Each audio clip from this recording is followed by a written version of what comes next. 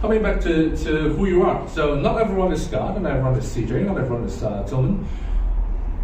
If you're a coach and you like to have something written about you, how would you like to be known as a coach?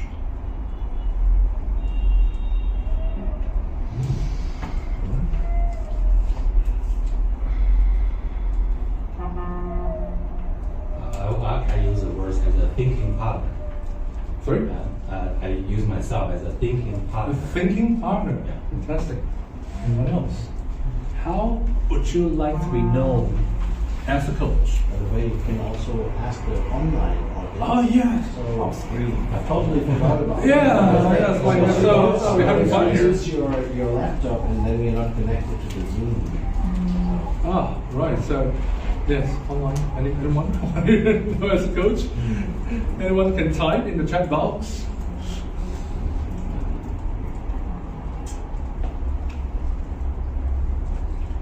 I would love compassionate. Compassionate. Yeah, you got pretty speech here. That's all. Oh, that's all. Okay, compassionate. Okay. Anyone else? What would you like to be known as a coach? Because this is it. Sometimes people view coach as a mirror. Yes. Mirror. Coach is a mirror. Yeah, you're right. I already Okay, I'm going to be a mirror. I'm going to be a mirror. So reason I ask this is this. I mean, we can always talk about selling techniques, sales strategies, how to get customers, how to get clients. But ultimately, when it comes to coaching, it's something that is a bit more personal, and it also has to do with who you think are your value system, what you think is valuable, what is right, what is wrong, and etc. So it really depends on who do you want to be as the coach. And so just some things to ponder about. Probably don't have time to do a deep workshop on this, but what are the values? And there's one thing in coaching is how you coach is who you are. The way you coach and the particular approach is just who you are. And with that, what kinds of people will be a good fit? Who will be the kind of people that will resonate with the values, right? And if that is so, how would you like to reach out to them? Because there are, I know LinkedIn is being blocked in China right now, but if you're on LinkedIn, there'll always be tons of people who say that I can get you a lot of connections. I'll do LinkedIn marketing, go global and get like 10,000 connections in 1 month, right? So they'll do those kind of things. But I mean, there's nothing against that. If you run a business that will be profitable and you're happy with it, that's fine. But is that the way you want to reach out to your clients? Because it links back to who you are. I mean, what kind of people that you want to work with, how do you want to work with, how do you want to be known as a coach? And if that's the case, something to talk about how would you like to reach out to the people that are going to have a great time with you and resonate with you and benefit from your coaching. So that's something just to hold the thought for it. And the last part on the selling part is, like I said, the best coaches are the best salespeople, because the best coaches really know what to say. So one case here, right? And your client tells you that coaching will not work for him as it takes too long to achieve significant results. How likely would you respond as follows? This doesn't apply to Scott, because Scott coaches very mature people. So generally, this is the thing assuming you face. And 3 choices. 1 is provide success stories and cases of how you help similar people. 2, pause and ask a client what makes you say so. And 3 is find someone else. What's problem is find someone else. Okay. Absolutely. Absolutely. The rest of us? 3. Okay, let's do a show of hands. Everyone choose 1. Here's my success story. It's like I've helped X number of people in a similar situation. They all went well. No? Okay. 2? Wow. 3? Can I vote for 2 of them? Well, yeah, you can do 2 and 3 if you want to. And the thing is that which will be a more likelier scenario? And the thing is, here is the best answer. Not only in coaching, in sales generally. Right? It's not to tell the person that you're that great, because in the mind of that person, it's like I'm really resisting you. So the typical salesperson will try to say that, let me convince you, let me change your mind and think otherwise. So that's typical selling. But coaches generally is like, oh wow, you think something else, so I'm curious, tell me more. And that allows that person to say, oh yeah, I had a very bad experience of and maybe it's something that will lead to a conversation that you're able to resolve the issue. Right? And it makes great coaching sense, it makes great sales sense. And most of the time, the coaches tend to get this question right, and a lot of salespeople tend to get it wrong. Right? So that's why we say that the best coaches are usually the best salespeople. Not in a traditional selling sense, but generally you tend to build a lot better rapport with customers. Coaches bring the clients to where they want to be, and so do good salespeople. It's not about what you want to sell, but what kinds of outcomes, results, and objectives that the customers want to get. And both help them to go in that right direction. So some clients, coaching clients as well as selling clients, sometimes they don't know what they want. So sometimes when we start off with coaching, we'll ask something like that. So what would you like to work on today, right? This is an opening statement. And as we go on, we elaborate a bit, we get some clarity on certain things, then we say, okay, so based on what you're saying, what is one outcome that you'd like to achieve by the end of our discussion? So from what you'd like to talk about to actual outcomes. And usually in coaching, we call this a contracting, we'll say that, okay, so if that's the outcome, why is it important to you? What happens when you achieve it? How would you know you've succeeded? Right? So that's the typical question thing. So sometimes they ask that when you say you want this, what outcomes would you like to see when you get this? So what is the purpose? What is the objective behind the outcome? And if you want to pivot to sales, you can ask, would you like to explore better alternatives that can help you achieve your outcomes more effectively? So steps 1 to 3 is regular coaching.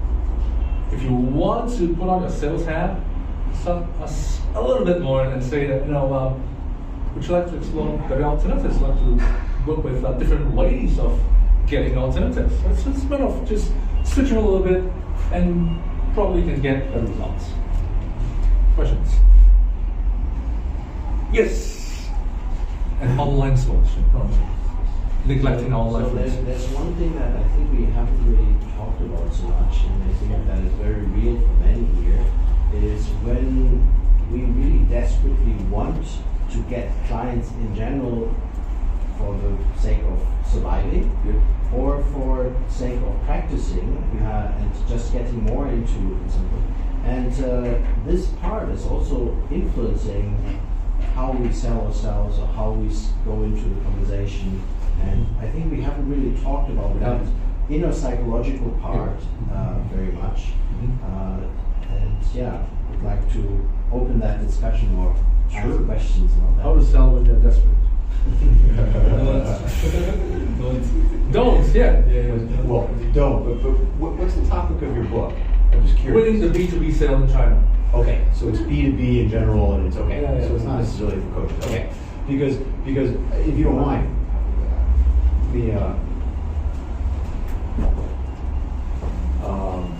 I was talking earlier with Valentine, and I was going to recommend a book that I've recommended to a number of people, coaches as well as other professional service providers. Yeah. It's a book that I found useful and also validated some of the things I was already doing.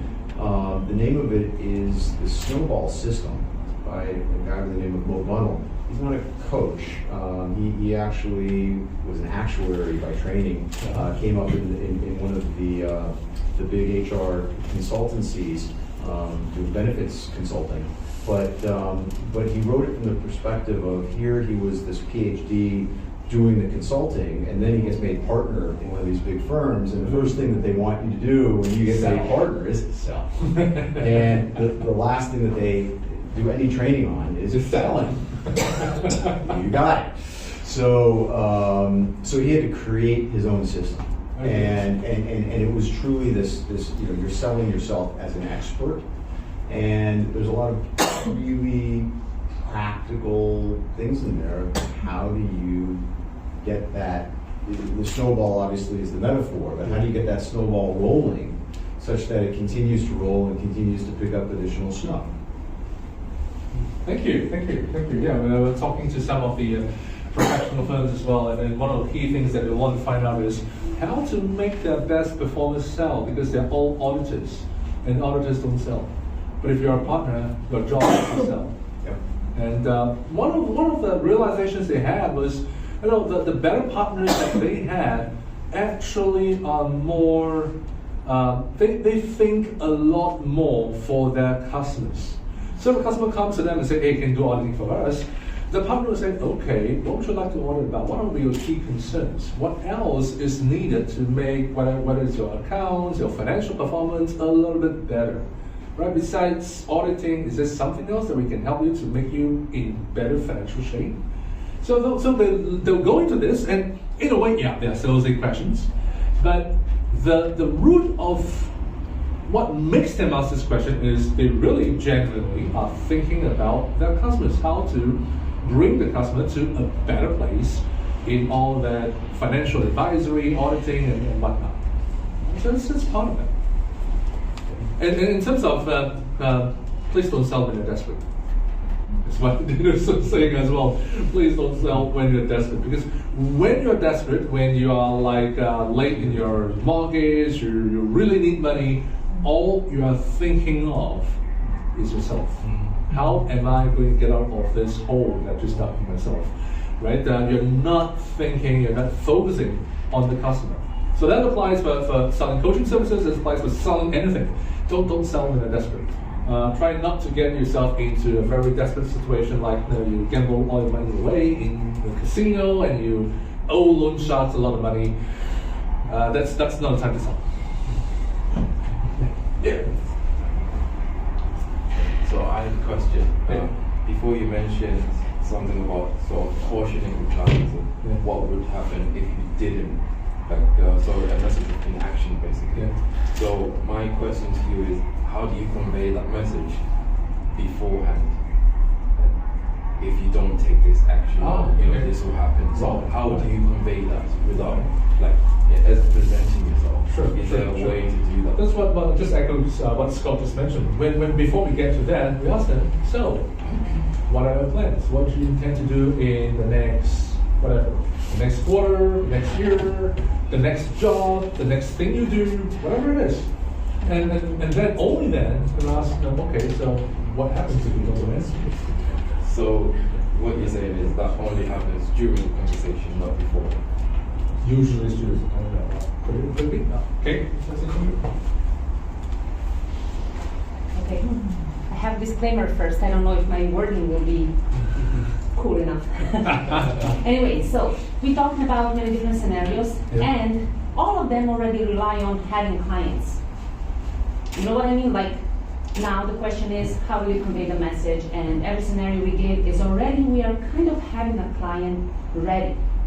You know what I mean? I would say a prospect, not a client. They haven't paid me yet. So how do you find prospects? Because let me invite you to something. There are people here who are just starting coaching. Yes.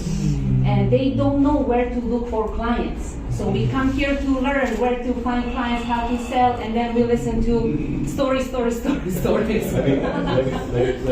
me share some. Okay.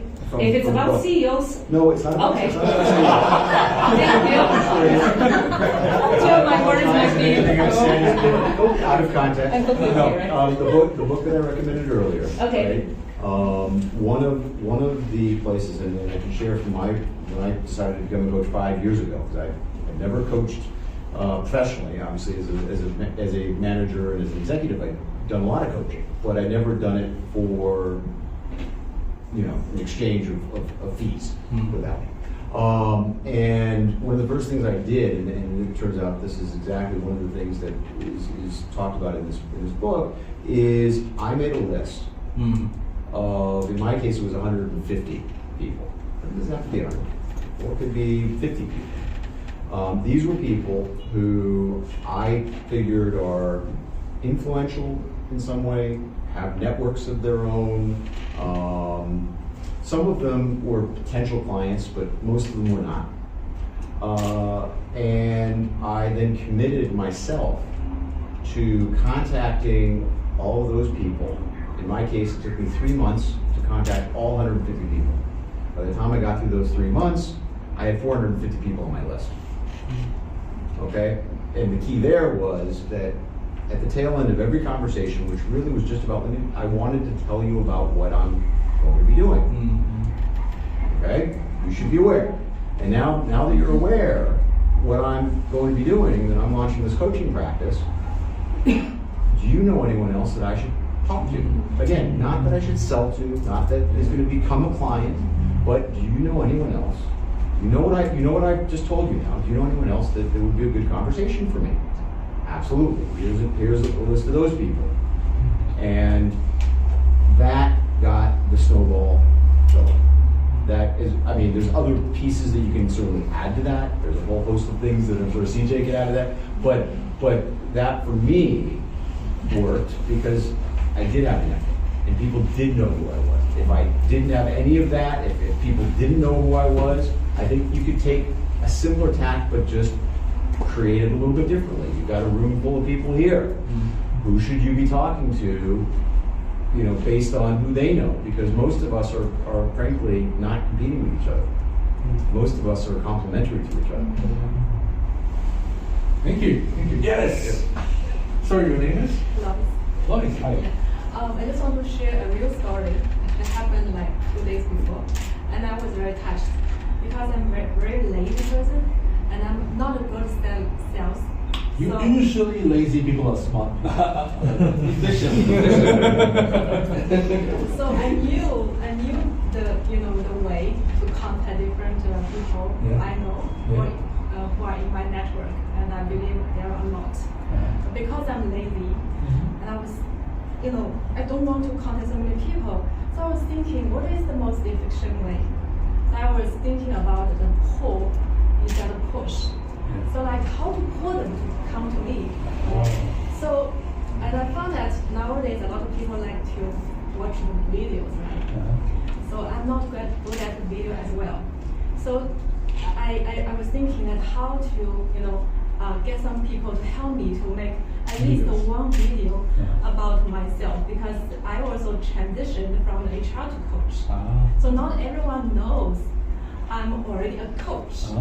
So then I made a video about this, whole journey. And I posted in my WeChat moment, and then I just leave it. And I didn't even, because I knew that I should at least forward this video to some people. I didn't do that. So I posted it, and that's it. So then, What's happened? Then 2 days ago, when I happened to, join a group, and then someone asked me to say, at least you say hello, and who are you, what you are doing, right? So I did it. And then someone just pop up and say, I knew you because a friend of me already recommend you to me. I was like, I don't even know you. So who is this person? And then she said, this is the person, do you know him? And I recalled, I knew him, but we didn't contact each other for a long time. So we are not that close. But he actually recommended me and forward my video to this person. And he even didn't tell me. So I was so shocked, but I was so appreciative, of his kind help. So I was thinking maybe this is a lazy way. Thank you. Nice story. I mean, ultimately, it's back onto this. What kinds of people are going to resonate with you? And the next question is, how would you like to reach out to them? So in Scott's case, it's like I look for some influential people who may know the people I like to work with and talk to them and see if they can get someone to talk to me. Right? Or you want to make a video and then post it to your WeChat group. If you want to make a video every week or every month and post it, and someone who knows you, who resonates with you, is going to pass it around. Right? Or you can, there are many networking events, you can talk to people and say, hey, what are you doing? Is this something that you would like to change in your life? And have a conversation in the direction. So it really depends on, what is it that you like to do when you want to communicate with people? There are coaches that I know that don't go to any networking events, but they really love to do things online. They like to go to a lot of forums and make comments. And based on that, people actually like what they say and look after them. So it's really who you are and what kind of people you want to reach to. And, Can I add something? Yeah, sure. That all makes sense, of course. Nobody falling from a tree. We all know we can make a video and go to the forum and blah, blah, blah. Yeah. But I'm just wondering if the whole industry is just relying on everybody figuring stuff out by themselves, or is there like a purposeful community for us to kind of work together and get people not only introduced, but, like grow together, I guess? Because I come from education. I'm a university teacher, and when I started my job, people introduced me how to do my job, and I got a job at a university, so there are students waiting for me. You know what I mean? Like, Yes. there is a system. Yes. So do we have such kind of system in coaching industry, or just everybody flies wherever? And wherever we stick ourselves to which kind of wall? Rita, help me. So to some degree, yeah, you have to find your space. Mm-hmm. The tools are there, right? The coaching process is there. The methods of how to do your job are given to you. There's even some tools through the ICF training on how to find clients. I lean in a little bit towards what Scott does, but I would do it slightly differently. I would start with those who do I want to serve? Mm-hmm. Who do I feel connected to? Understand that space, and then I reached out to my friends that were in that space. So I knew I wanted to work with N-1s. So I wanted the next level down, who really wanted to get up there. They were great at what they did, they suck at how they do it. Those are my tribe because I understand them, I was them. When I understood that, I reached out to my friends who were in various industries in those types of leadership roles, and I said, okay, I've started this new thing, similar to what Scott did, and I said, do you have one person on your team that you would like to have coached? I'll give you 4 free hours, and if you like it, consider it. And that's how I started my snowball. But I went to friends that knew me, because my whole thing is authenticity. What you see is what you get. Right? So I wanted to go to the people who knew me well, who would be like, yeah, she's going to tell you straight, she's direct, she's going to support you, and she's 100% there for you. And you might not always get it coated in candy. Right? And they were okay with that because they know me. So he doesn't know me, so he's laughing. That's We're not laughing true. because of something else. So anyway, that's what I would start with. But once you understand who your people are, then you know how to connect with others and ask for what it is, for the connections to those types of people. Yeah, Lisa. Thank you. Very good. Yeah, totally agree with that. I would also say that I would probably flip that last and say, instead of how would I reach out to them, how am I making it easy for them to reach me? That's true too. That's And true. so one of the things that I've found on this crazy journey here is that there are a lot of resources, like she said. Doing this now? Okay. We are.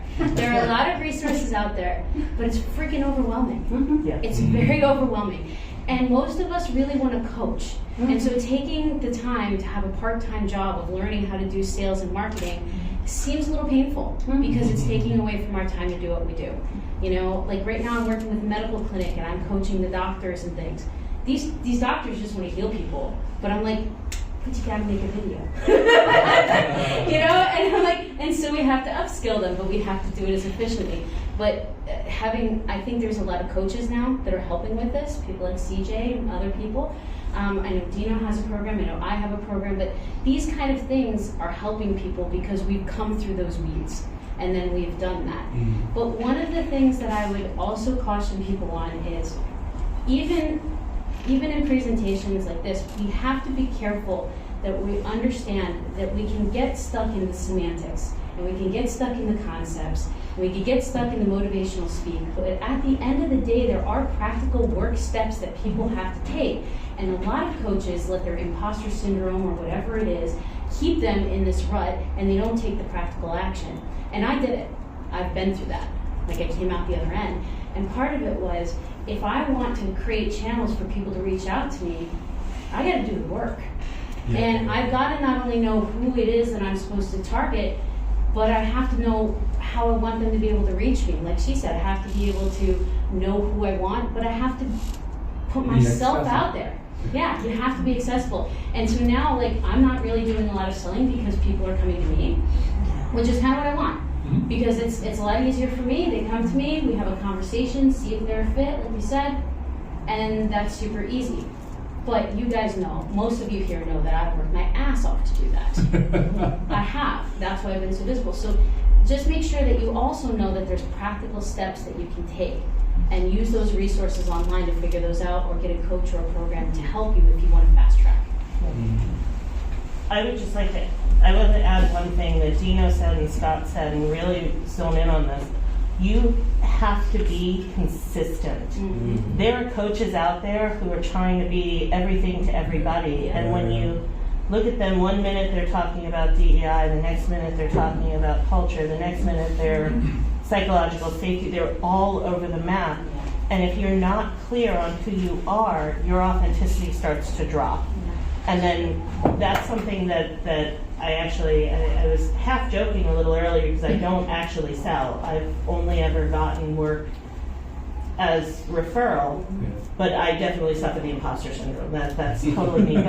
But the thing of it is, you can't be everything to everybody. And when you're starting out, one of the things that you're doing is trying to figure out which space do you want to be in. So one day I'm a career coach, the next day I'm an executive coach, and the next day I'm this. I don't know who I am. So when you strip it back to your values and understand really what do I care about, what do I want, where do I get energy from serving, and really zone in on that, then I think what you'll find is the stuff will come to you, because people will know. We know he only deals with startup CEOs. Like, it is abundantly clear. That's what we have to know. So there's a person in this room, when the startup CEO comes, they're not going to go, hey, I don't know anybody. Like, right? So it's abundantly clear. You have to start getting yourself to that level of clarity for yourself. Yeah. Thank you. Hi, let me just share how I started already many years ago. I spent months and months on my website figuring out who I am, how I'm going to describe that, and what type of audience I want. And I think I described that quite well. So everybody who reaches out to me is usually exactly the type of client that I want. And there's a contact form, so that worked really well for a while. Now I think we're at the stage where websites don't work so well anymore. So I'm not modern enough to do videos. No. So I'm at the point where I think, now what? So I'm taking in all this advice. I will think about it. I will have to change probably to modern times. Yeah. And probably explore as well, because we only have limited choices this evening. There may be something else that is out of this room. Sorry. So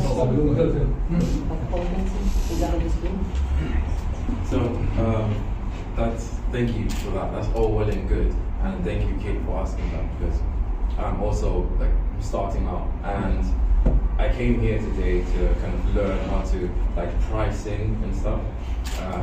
Because at the beginning, I actually heard Tillman mentioned 2,000 an hour, and I noticed that I'm charging 10% of that. because I'm trying to get clients. So I'm charging 200 RMB. I put it on my little flyer and sent it out, which is 200 RMB because I'm trying to get clients to come to me, and because I feel sometimes the price sort of, pushes people away. So I'm trying to make it more accessible because I'm focusing mostly on men and their mental health. So I know men are not very keen on paying usually. So my question to you is, which is kind of similar to what Kate said, where do we go? Like, what are these? Where do you get these numbers from? Like, where do I just start saying, okay, I charge 800? Where's that coming from? Can I get some guidance when I leave today about that? Okay. There are. Okay. So just the short answer. If you're in corporates, it's a lot easier because there are certain benchmarks. There are certain corporates. Scott will disagree with that. There are sometimes that we will definitely want to raise the budgets, but there's some benchmarks, some indication in the corporates. Now, for live coaching, for individual, for B2C, there are certain coaching sites that kind of give indicators of what whatever pricing that there are. There's a site, it's not big in China, it's called Noomi, I think. It's Noomii. Yes. Yeah, Noomi, right? So it's a forum where a lot of coaches just post there to get deals. And sometimes you can see, the kind of pricing that they put there. So if you find that you are kind of similar like this kind of coach with a similar target audience, that can be some kind of reference point. If you wanted to do it that way. So that's one way of looking at the supply side of things. And of course, Scott will say that you should talk to that person and find out what happens if he does not take care of his mental health. What would be the most serious consequences of doing nothing? And maybe we'll take a price of that. That's the one that is my original question, which is, what's the most effective way of conveying that message before you get to them? Well, because that's what you were saying. I mean, part of if you're talking to a client with certain issues, whether it's mental or something else, and from a coach's perspective, you can always say, "Tell me more. What happens when you have this, and then how does it impact you, and then what happens next?" So that gives you a lot of story and a lot of context, and then boom, the question is, okay, so what happens when these issues are not addressed? How will that impact you moving forward? And you have that evidence. Those are the issues. It's happening. It's a problem. And in terms of coaching, we always say that we start with a role model. You have a problem. The problem is not the goal. The resolving of the problems are the goals. So, what's the goal? You have these issues. How would you want to tackle them? And that kind of paints a picture, and have a conversation and see if there's something that are able to help them. Could you mention the website again? Oh, Noomi, Noomii. What's the name of the website? I think it's Noomi, right? Yes. Noomii. Is it .com or .org? So this is again the practical doing the work. If you want to figure out your pricing, you got to know, first of all, like what she said, who you're serving, but then you got to do the research. So, for example, one of the reasons why the B2C here is tough is because if you're talking Chinese, even global-minded Chinese, their salary is lower than most of the people in the West. So if I want to do something where I'm helping middle managers or people like that, I have to know that if they're only making 15K a month, how much are they really going to be able to afford for a coaching package? Whereas if I'm looking at people in the US and their baseline is like 30K, well, look, it's 30K times 7, right? So you're looking at that. It's different, but it depends on your market audience, right? So that's where you kind of figure out the pricing. But it is also important to know what some of the other people are doing. So when I started out, I was in some communities, and where I got my coaching certification, we had a conversation about it. We said, okay, what are people charging? I think I've even asked some of the people here when I first started out, what are you doing for this? How are you doing a contract? Because something that I think I've seen a lot in wellness and in coaching is that when some people are charging less because of imposter syndrome or whatever, it also kind of undercuts some of the market.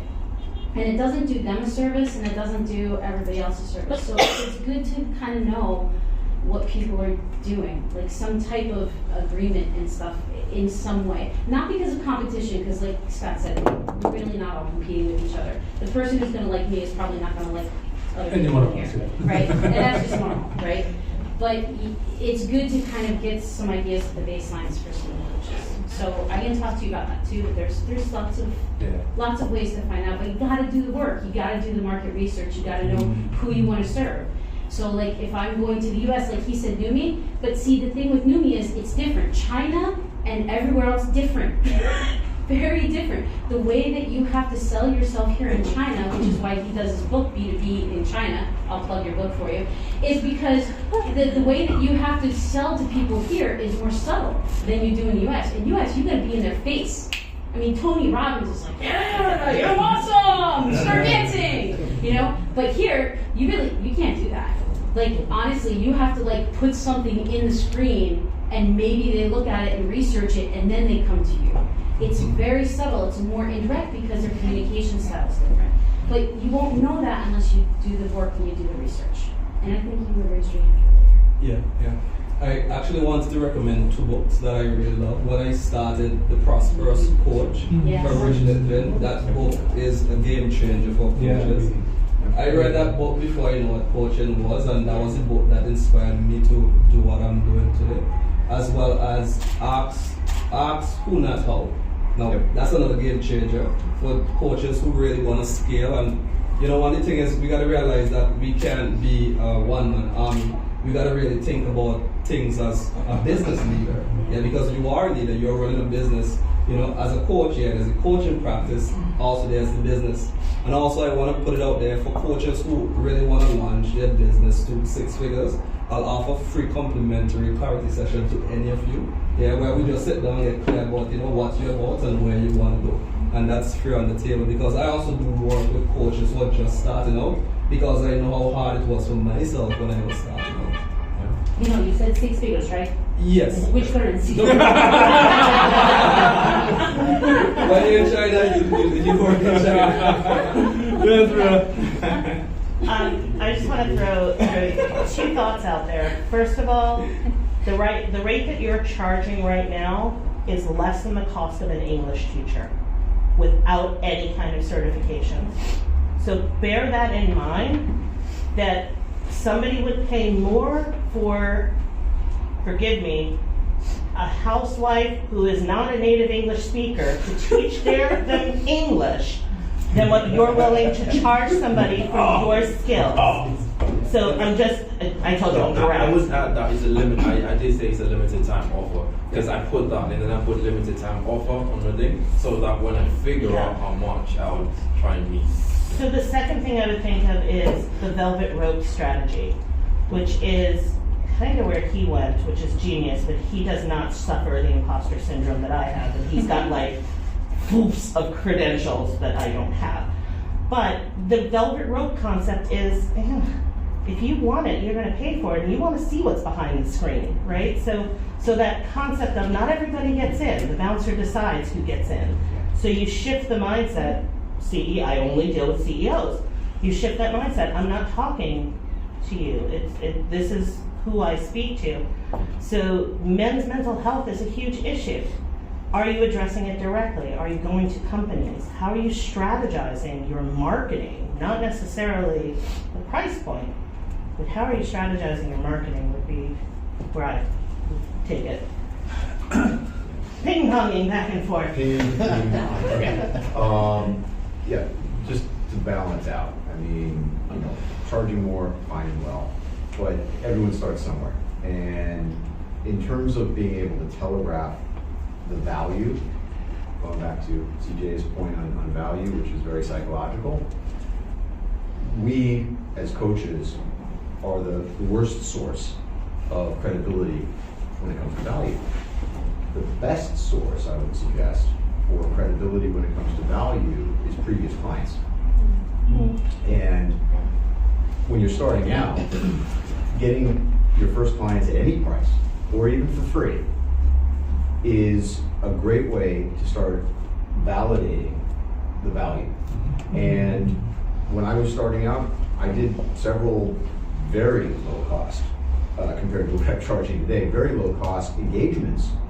But up front, I said, look, I'll do it for you, well below what I would normally charge. However, when you get the value that you're looking for here, and it's up to you to determine whether that happens, will you give me an endorsement that I can put on my LinkedIn and on my website? Will you do a video for me? Will you tell some of your friends? And up front, it was great. This is not wait and ask them later. This was, hey, I'm giving you something at a clear discount, but this is what I need from you in return that's going to be valuable to me, which doesn't cost them anything, really, in their mind. Yep. And that's a great way to start building that credibility, because then when you go to talk to someone and they say, well, boy, your pricing is really expensive. I say to them, well, by that time I've already understood what they're trying to achieve. By my calculation, it's a tiny, infinitesimal fraction of what you're trying to achieve, which if I can help you achieve it faster, easier, and with more confidence, is going to be a true value to you. But, by the way, if you've got any questions about whether you think that I can help you in that way, here, go look at my LinkedIn, go look at my website. Don't take my word for it. Any of the people that have given me those references, if you want to talk to them, let me know and I'll set up a call. And they can tell you the value of it. Thank you. And one online. Yes, online, finally. We got people online.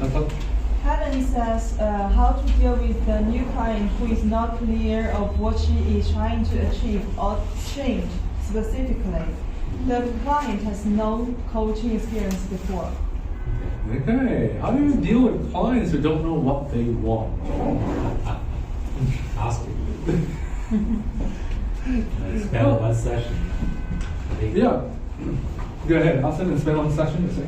I would say this is a very, very good question. This is very, very normal for many cases, because sometimes the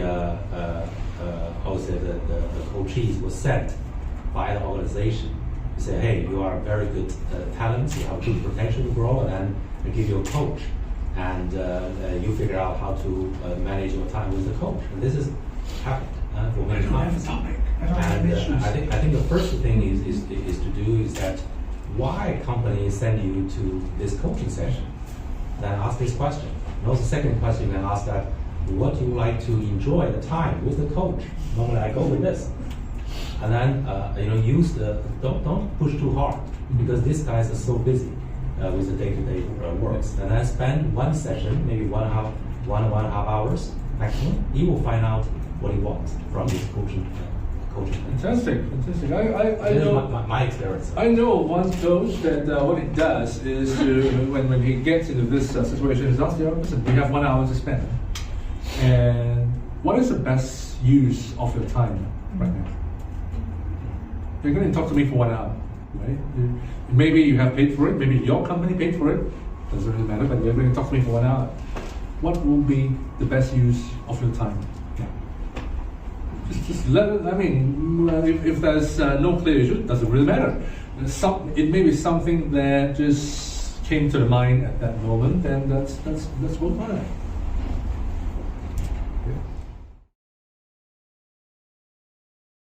Today, because it's my first time here, so basically I'm learning quite a lot, and can I ask a question here?